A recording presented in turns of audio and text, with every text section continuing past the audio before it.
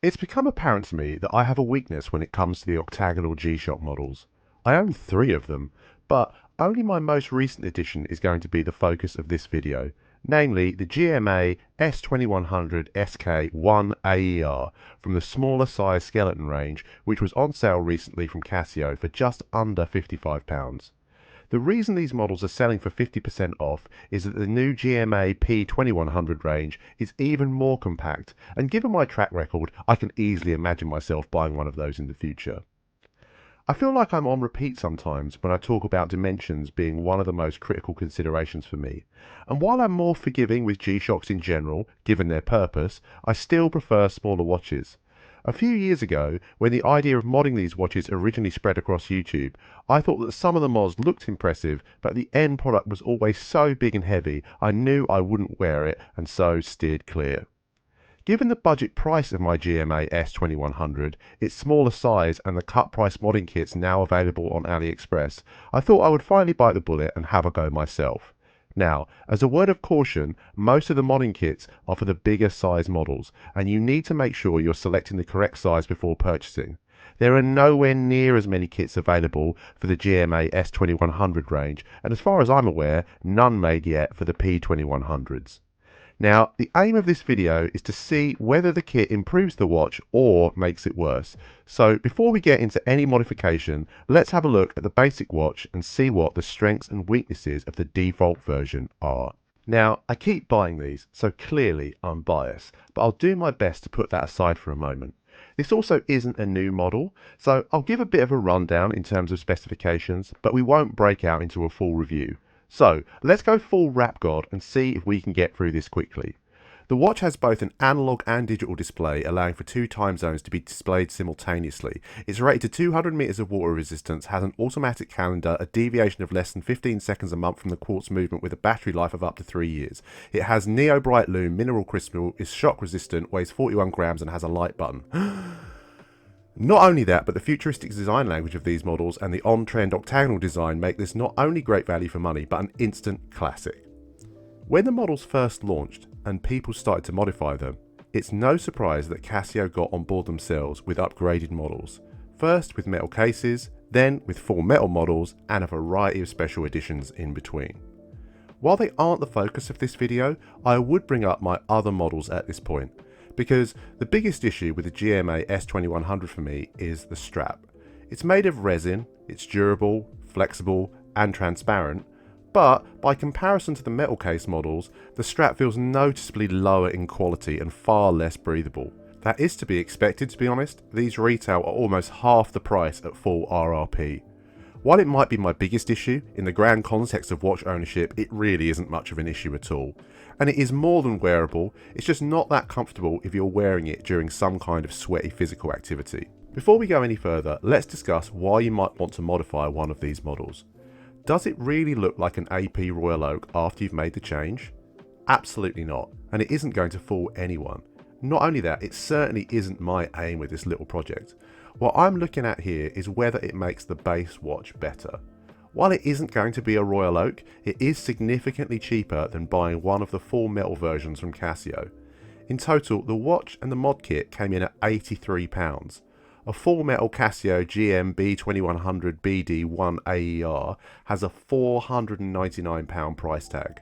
So while I'm not expecting it to be at that level in terms of finishing and quality, if it even gets close, it might be a good compromise and money saver, and if it's good, maybe I can sell on my other 2 models. Not only that, but as my first foray into modifying a watch, it might well be a gateway for further experimentation. So, you join me now in my shed, for what is not actually a remotely complicated procedure. First, there are 4 screws holding the watch to its resin shell that need to be removed. There's a Phillips head screwdriver, the correct size in the mod kit to do this with. Then, it's a matter of using the quick release bars to unlock the straps, and finally, peeling the resin shell off the watch to leave the carbon body. Once that's done, we can put the watch into its new integrated bracelet. The mod kit comes with 4 colour matching screws and another flathead screwdriver to attach them with. So, let's get that done.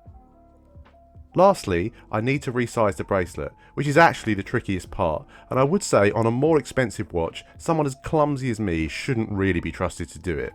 I did manage to stick a screwdriver into my thumb here, but I'll edit that shame out of the video. And there we have it, the finished article. The first thing I noticed is, like the PRX, the end links aren't actually flexible at all. So the effective lug-to-lug is an extra link in length on both sides. What that does for the watch as a wearing experience is mean that it's going to wear far larger than it actually is, and basically wears exactly the same as my GMA-S2100SK-1AER. With that being said, it does look a bit bulkier and more imposing, so if that's a style you enjoy, you're certainly catered for here.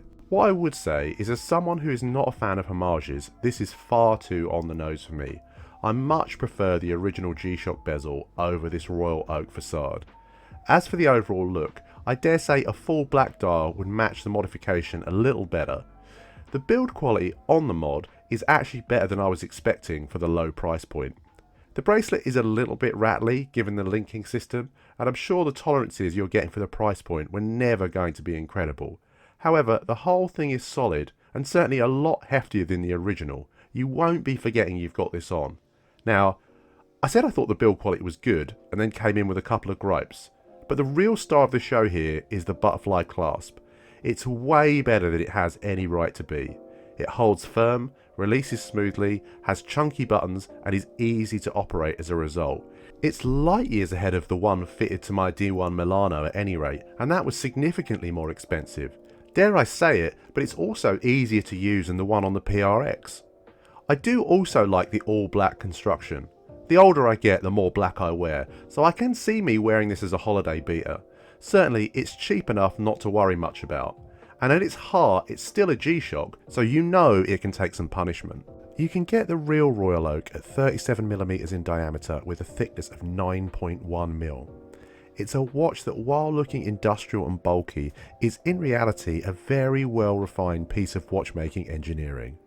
I would say that the CASIOAK mod is more akin to an offshore version, and if you're into bulky watches but have a smaller wrist, this could be an interesting compromise to consider.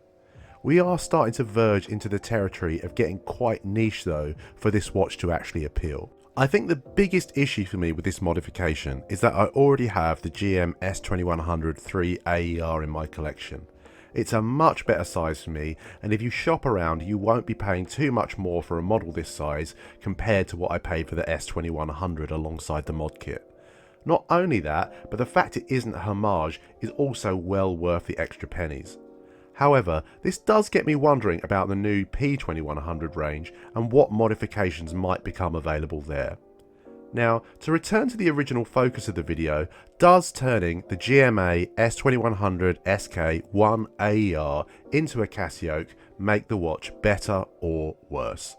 I think unless you specifically want a full metal Casio octagonal model but don't want to buy their version, there aren't too many reasons why you do this to what is already an excellent watch in its own right. As for my CASIOAK mod here, I think I'm going to turn this into a full project watch and practice making some other changes to it. I'm thinking hydro modding, changing some of the colours of the indices, adding sapphire crystal, maybe even some custom artwork on it. And while I'm sure I'll probably end up with an absolute monstrosity, I'm also sure that I'm going to have some fun while doing it, no matter how tragic the outcome. To conclude, there's no way I'll be getting rid of any of my existing Casio collection in place of this. As ever, thank you for watching. If you've enjoyed what you've seen, consider dropping the video a like and subscribing for more content like this.